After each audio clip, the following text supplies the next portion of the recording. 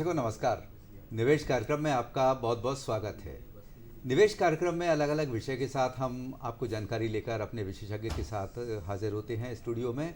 और आज जिस विषय पर हम बात करने जा रहे हैं, आयकर, बचत और निवेश। आयकर एक ऐसा कर जो हमें अवसर देता है अपने देश के लिए कुछ देने के लिए, आर्थिक सहायता के लिए। हम जो कर देते हैं वो कहीं ना कहीं किसी न किसी रूप में उसकी सुविधाएं, उसकी सहूलियतें घूमकर हमारे पास ही आती हैं। देश के विकास में जो सहयोग होता है, आयकर के पर आज विषय पर बात करेंगे। हमारे साथ हैं चार्टर्ड अकाउंटेंट श्री विवेक सिंह राजपूत जी। नमस्कार विवेक जी, स्टूडियोज़ में आपका बहुत बहुत स्वागत है। सबसे पहले मैं आपका धन्यवाद देना चाहूँगा कि निवेश की टीम और आपने मुझे यह अवसर प्रदान किया अपने विचार व्यक्त करने के लिए इस विषय की। जी विवेक जी, कार्यक्रम शुरू करने से पहले हम अपने दर्शकों को भी कार्यक्रम से जोड़ने के लिए फ़ोन नंबर्स बता देते हैं। दर्शकों नोट कीजिए हमारे फ़ोन नंबर्स 266049 हमारे यहाँ का टेलीफोन नंबर है। और भोपाल के बाहर के जो दर्शक हैं वो यहाँ का STD कोड 0755 लगाकर 2660049 नंबर डायल कर सकते हैं। टोल फ्री नंबर भी आपके लिए उपलब्ध रहेगा 1800-233-0040। और ये नंबर लगातार स्क्रीन पर आपको नज़र आते रहेंगे। फ़ोन लगाने के लिए तैयार रहें।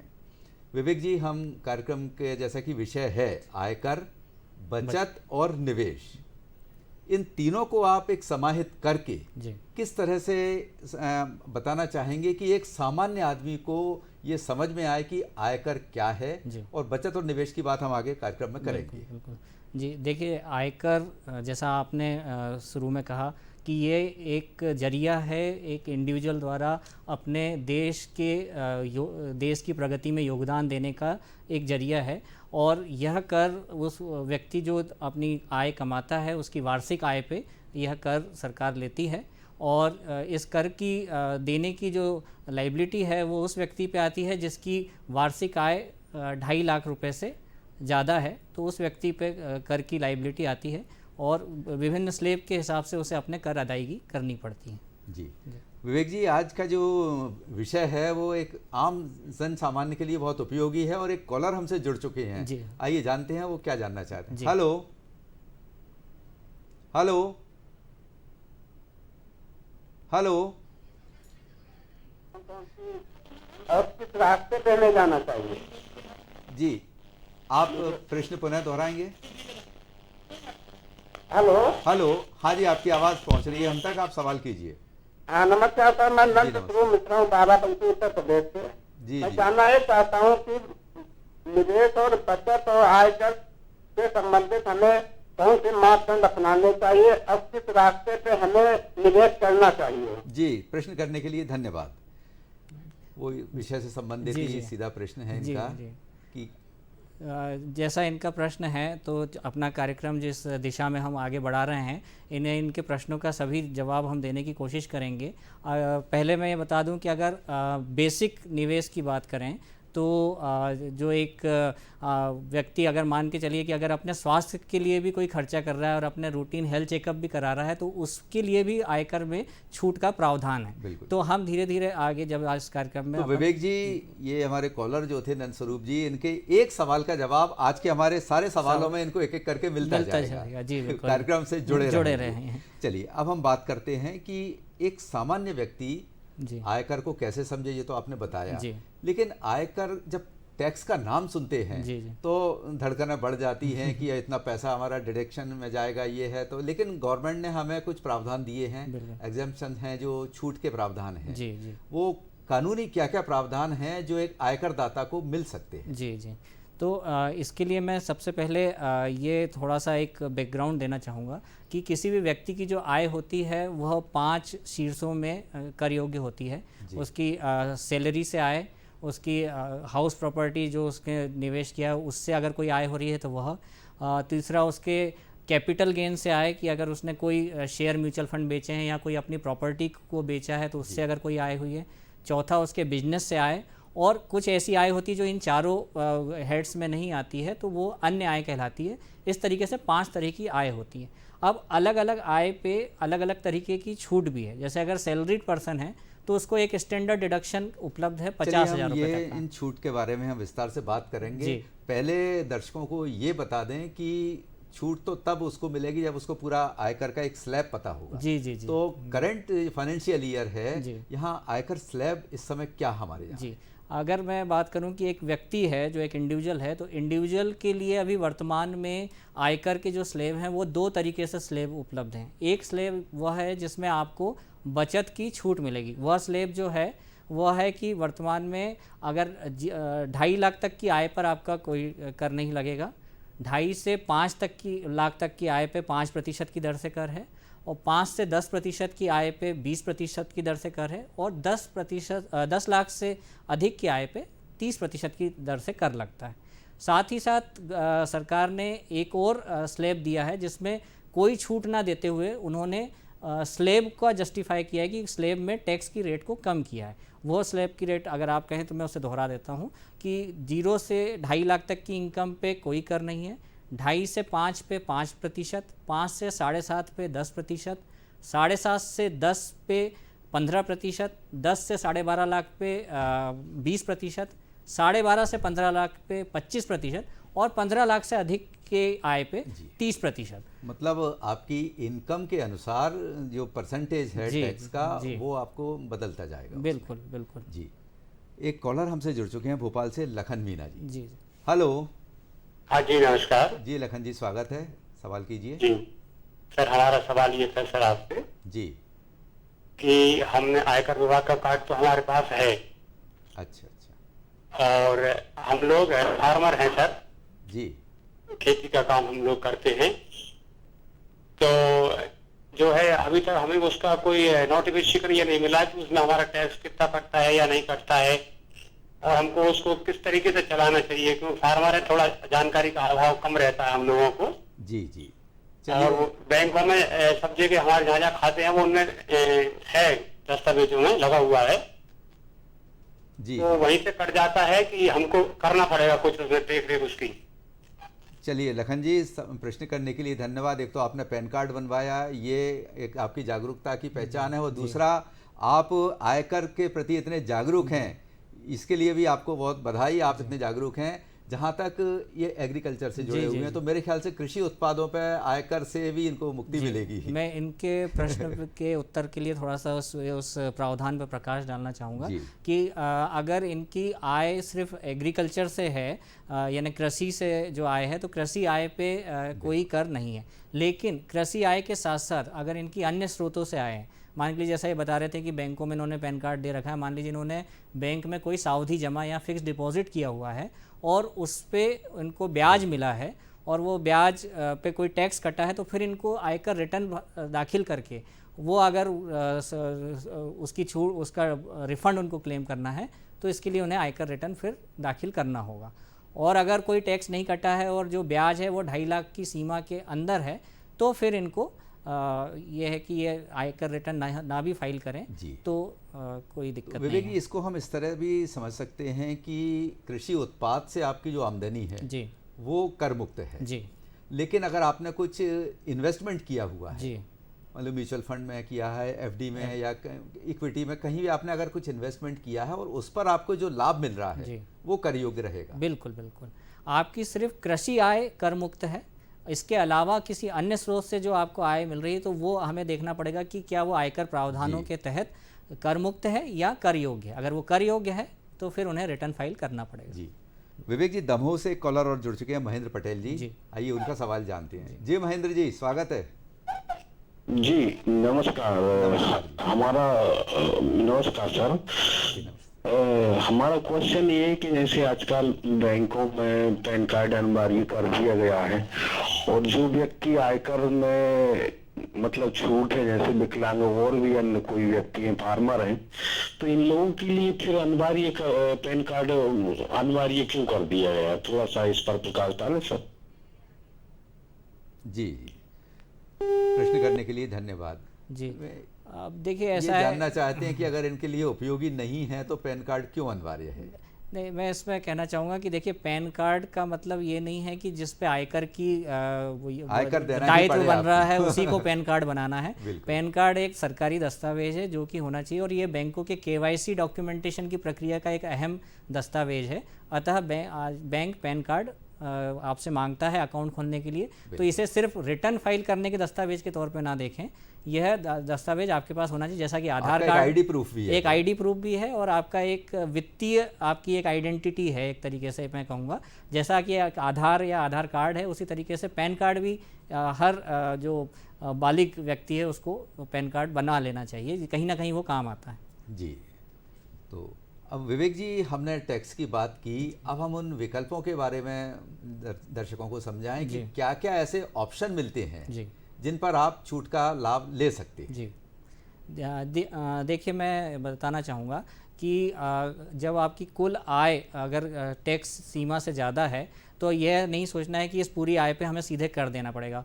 सरकार ने बहुत से ऐसी व्यवस्थाएं दी हैं जिसके तहत आप निवेश करके अपनी कर दायित्व को कम कर सकते हैं। जैसे धारा 80C के तहत अगर आप पीपीएफ, एनएससी, लाइफ इंश्योरेंस का प्रीमियम, या आपके बच्चे स्कूल जाते हैं तो आप उस स्कूल की जो ट्यूशन फ़ी देते हैं, या कॉलेज वो जाते हैं तो कॉलेज की ट्यूशन फ़ी जो आप भुगतान करते हैं। इसके अलावा बैंकों में जो एक एफडी होती है 5 साल से ज़्यादा की, अगर आपने एफडी कराई हुई है, इस तरीके से और भी कुछ अन्य ऐसे निवेश के विकल्प हैं जिनमें निवेश करके आप 1.5 लाख तक की सीमा तक कर की बचत कर सकते हैं। मतलब वो आपकी आय में से उस 1.5 लाख का जो आपने निवेश किया है, कर मुक्त आपकी आय वो उसमें से डिडक्शन हो जाए, मतलब उस आय में से उसका आपको डिडक्शन मिल जाएगा, उतने से आपकी आय कम हो जाएगी, कर मुक्त कर योग्य आय कम हो जाएगी उतना। जी, जी। इसके अलावा आजकल जो दिनचर्या है अनियमित है लगभग, तो स्वास्थ्य बीमा बहुत महत्वपूर्ण भूमिका निभाता है आजकल की दिनचर्या में। जी, आपने बहुत अच्छा सवाल किया, और ये आज की तारीख में मैं कहूँगा कि सभी के लिए ज़रूरी, और अभी हम पॉपुलर भी है। और अभी हम 2 साल के दौरान हमने देखा है कि कोविड के दौर से गुजरे हैं, तो हम सबको उसकी जो महत्वता है वो समझ में आई है कि हर व्यक्ति को अपना हेल्थ इंश्योरेंस ज़रूर कराना चाहिए। आयकर में भी इसके लिए उन्होंने विशेष तौर पे छूट का प्रावधान रखा है, जिसमें यह है कि अगर आपने आपका स्वास्थ्य बीमा लिया है, आपने आपके परिवार के लिए, अपने बच्चों के लिए, तो आपको 25,000 रुपये तक की प्रीमियम पे धारा 80D के तहत आपको उसकी छूट मिलेगी। अगर आपने आपके माता पिता के लिए इंश्योरेंस प्रीमियम पे किया है, हेल्थ इंश्योरेंस लिया है, उनकी उम्र अगर 60 साल से ज़्यादा है, तो यह सीमा 25,000 की जगह 50,000 तक का आपको इसमें छूट उपलब्ध है। जी, इसके अलावा गवर्नमेंट की भी कुछ योजनाएं हैं, जैसे सुकन्या समृद्धि योजना है, तो क्या ये भी छूट के दायरे में आती है? जी, ये आपने बहुत अच्छी योजना के प्रति आपने ध्यान दिलाया। ये जो सरकार की एक योजना है, या सरकार का एक जो बहुत महत्वाकांक्षी वो है कि बेटी बचाओ बेटी पढ़ाओ, उसके तहत उन्होंने जो 10 साल तक की आपकी बच्ची है, बेटी है, उसके नाम पे आप एक बैंक में या पोस्ट ऑफिस में सुकन्या समृद्धि अकाउंट खुलवा सकते हैं। इसकी सबसे अच्छी बात यह है कि वर्तमान में सबसे ज़्यादा इंटरेस्ट इस डिपॉजिट पे मिल रहा है, और इस पे किया गया निवेश 1.5 लाख तक की छूट सीमा में आता है। इससे मिलने वाला ब्याज पे भी कोई टैक्स नहीं मिलेगा, और जब ये राशि पूरी तरीके से निकाली जाएगी वो भी कर से मुक्त होगी। तो ये एक बहुत अच्छी योजना है, और जिन भी लोगों की बच्चियां हैं और अगर उनकी उम्र अभी 10 साल से कम है, तो मैं कहूँगा कि उन्हें ज़रूर यह खाता खुलवाना चाहिए। बैंकों में और पोस्ट ऑफिस में आसानी से खुल जाता है, और ये आपके बच्ची के भविष्य को सिक्योर करेगा, तो इसलिए ये जरूर करना चाहिए। जी विवेक जी, बहुत महत्वपूर्ण जानकारी आप दे रहे हैं इस कार्यक्रम में। दर्शकों को हम एक बार अपना विषय और फ़ोन नंबर दोहरा देते हैं। दर्शकों, आज विषय है आयकर, बचत और निवेश, और हमारे फ़ोन नंबर्स हैं 26660049, और टोल फ्री नंबर है 1800233040। हमने विकल्पों के बारे में बात कर रहे हैं जी। जब अगले कॉलर का हमें इंतजार रहेगा, तब तक हम चर्चा आपसे करते हैं कि जैसे कि कुछ और भी ऐसी उत्तरदायित्व हैं परिवार में जी। जैसे कि बच्चों की पढ़ाई का जी। मकान का जी। तो होम लोन जो लेते हैं या एजुकेशन लोन लेते हैं जी। उस पर आयकर का अधिनियम क्या कहता है जी? सबसे पहले मैं आपके प्रश्न को लेते हुए पहले बात करूंगा बच्चों की पढ़ाई को लेके। तो जहाँ तक बच्चों की पढ़ाई का प्रश्न है, तो अगर आपके बच्चे स्कूल में पढ़ रहे हैं या कॉलेज में पढ़ रहे हैं, तो अगर आप उनकी जो फ़ीस पेमेंट करते हैं, तो उसमें जो ट्यूशन फ़ी का पार्ट है, वो ट्यूशन फ़ी का पार्ट आपको धारा 80C के तहत जो 1.5 लाख की सीमा है, आप उसमें उसकी छूट ले सकते हैं और उससे आपकी आयकर दायित्व को कम कर सकते हैं। दूसरा जो आपका प्रश्न था कि हाउस प्रॉपर्टी को लेके क्या प्रावधान है, तो सरकार ने हाउस प्रॉपर्टी लेने के लिए उसको प्रोत्साहित करने के लिए प्रावधान रखा है कि अगर आप हाउस प्रॉपर्टी खरीदने के लिए कोई लोन लेते हैं तो और उस लोन का जब आप पुनर्भुगतान करते हैं तो उसके ब्याज की भी आपको छूट मिलती है, और साथ ही साथ उसका जो आप प्रिंसिपल रिपेमेंट करते हैं वो धारा 80C के सीमा के अंतर्गत आता है। जो ब्याज की छूट मिलती है अगर आप उस प्रॉपर्टी को में जो आपने बनाई है या आपने खरीदी है उसमें स्वयं रह रहे हैं तो 2 लाख रुपए तक की सीमा तक का हाउसिंग लोन पे जो आपको ब्याज दे रहे हैं उसकी आपको आयकर में से छूट मिलेगी। जी, अब एक सवाल और इसी के साथ आता है, मतलब घर की हम बात कर रहा हूँ, घर के आसपास का घर का ही सवाल ये हो जाता है कि होम लोन की बात की आपने, लेकिन मकान अगर किराए पर है, HRA, जी HRA पर क्या कुछ उसको फ़ायदा मिल सकता है? जी देखिए, पहले मैं ये बताना चाहूँगा कि HRA उसी व्यक्ति को मिलेगा जो व्यक्ति सैलरीड व्यक्ति है, और दूसरी बात HRA को लेने की उसकी तभी वो HRA के लिए एलिजिबल हो पाएगा अगर उसका उस शहर में जहाँ वो नौकरी कर रहा है वहाँ कोई उसका मकान उसके नाम से या उसके बच्चों के नाम से ना हो, या ना ही उसके स्पाउस के नाम से।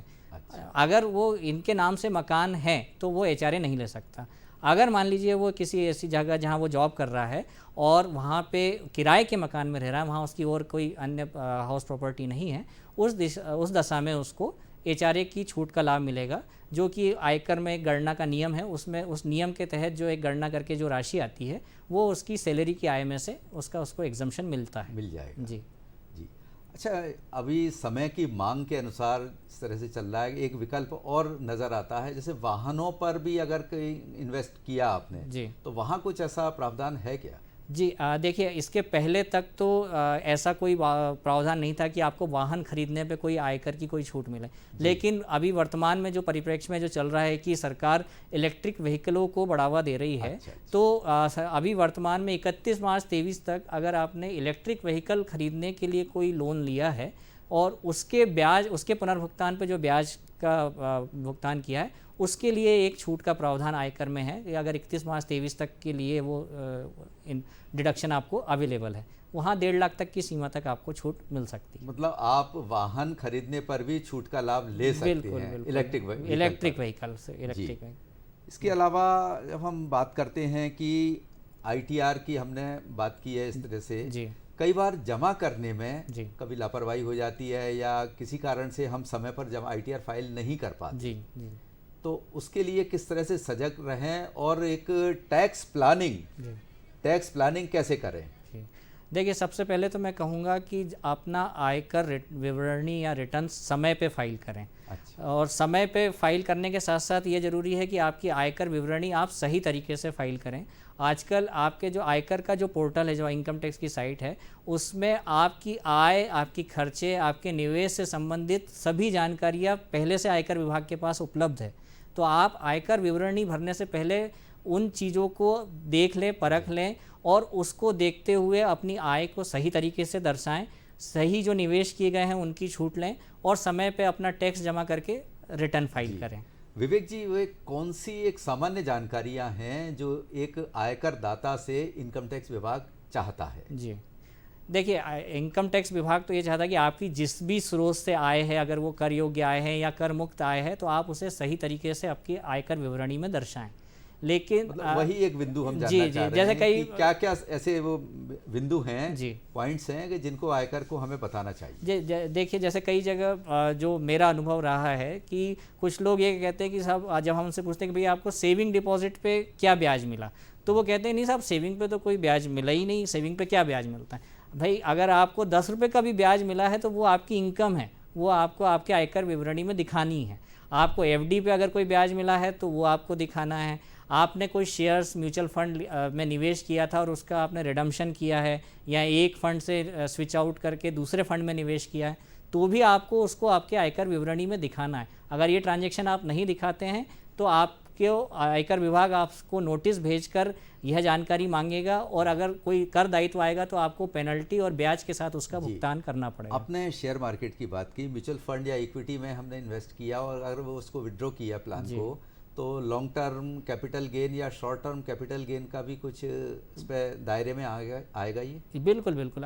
देखिए, जैसे अगर आप इक्विटी शेयर या इक्विटी ओरिएंटेड म्यूचुअल फंड में निवेश करते हैं, तो अगर आपने 1 साल के भीतर उसको रिडम्पशन करा लिया या स्विच आउट किया है, तो वह शॉर्ट टर्म कैपिटल गेन कहलाता है।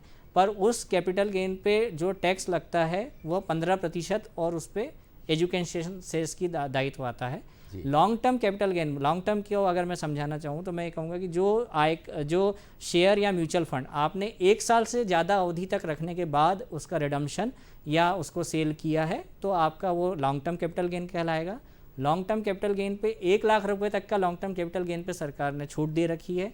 1 लाख के ऊपर जो लॉन्ग टर्म कैपिटल गेन है उस पर 10% की दर से आपकी कर दायित्व बनेगा। मतलब वो उससे लाभांश आपका होगा जी। 1 लाख जो आप बता रहे हैं, हाँ, वो कैपिटल गेन कहलाएगा। कैपिटल गेन कहलाएगा। उस शेयर से आपको जो प्रॉफिट मिला है जी, जो ग्रोथ मिली है उस पर आपका उस पर टैक्स लगेगा। मैं अगर उदाहरण से समझाएं कि अगर आपने 1 लाख रुपए के शेयर खरीदे थे और वो 1.5 लाख रुपए के हो गए और ये लॉन्ग टर्म है, 50,000 का आपको कैपिटल गेन हुआ है, तो अगर वो चूंकि वो 1 लाख से कम है तो उस पर कोई टैक्स नहीं लगेगा।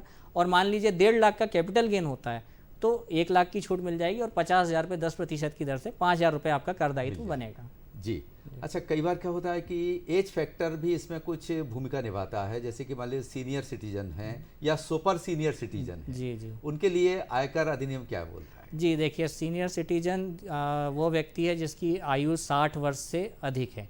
तो 60 वर्ष से अधिक व्यक्ति के लिए आयकर में यह प्रावधान है कि उनकी जो 2.5 लाख की सीमा है उसको 3 लाख तक की, यानी उनकी 3 लाख तक की आय पे कोई टैक्स नहीं लगता है। साथ ही साथ अगर उनकी ब्याज से इनकम है, एफडी के ब्याज या सेविंग से ब्याज, तो उनको 50,000 रुपये तक की छूट वहाँ पे मिल जाती है। मतलब उनके 50,000 रुपये तक के ब्याज पे कोई टैक्स नहीं लगता है। अगर बात करें हम सुपर सीनियर सिटीजन की, सुपर सीनियर सिटीजन वह व्यक्ति है जिसकी आयु 80 वर्ष पूर्ण हो चुकी है, तो उस व्यक्ति के लिए जो आयकर छूट है वो उसकी 5 लाख रुपए तक की आय पे कोई टैक्स नहीं है। पर अगर उसकी 5 लाख से ज़्यादा आय है तो उसे नॉर्मल स्लैब के हिसाब से अपना कर दायित्व निभाना पड़ेगा। अच्छा, सीनियर सिटीजन या सुपर सीनियर सिटीजन के लिए अगर कहीं कोई इन्वेस्ट करते हैं वो, या जब मान लीजिए बैंक में या पोस्ट ऑफिस की किसी योजना में इन्वेस्ट किया, तो उनके लिए ब्याज पर भी कुछ विशेष उनके लिए फ़ायदा है? जी, जैसा मैंने अभी आपको बताया कि अगर वो एफडी में या उसमें निवेश करते हैं तो उस पर जो ब्याज मिलता है, एफडी पे जो ब्याज मिलता है, सीनियर सिटीजन और सुपर सीनियर सिटीजन को 50,000 रुपये तक का ब्याज, जो कि आज की तारीख में अगर हम मान लें कि अगर 10% की दर से भी ब्याज मिल रहा है, जो कि बहुत ज़्यादा मैं बोल रहा हूँ, लेकिन 5 लाख रुपए अगर उन्होंने एफडी में रखा है और उस पर 50,000 रुपये का मान लीजिए ब्याज मिला है उदाहरण के लिए, तो उस 50,000 की ब्याज को इनकम में डिडक्शन मिल जाएगा, मतलब इनकम में वो जुड़ा है। ये तो हुई डिडक्शन की बात।